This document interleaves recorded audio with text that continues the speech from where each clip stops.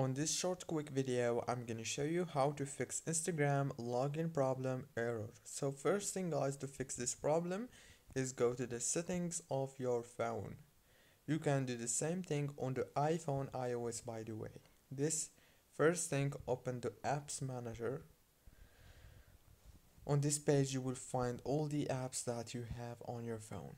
So all what you wanna do is wait a few seconds and then scroll until you find Instagram. Click on it, click on force stop here, and then go to the storage. Click on clear data and clear cache.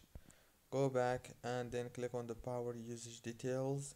Click on the app launch here, disable this manage automatically option, and make sure that all those three options right here are enabled like this.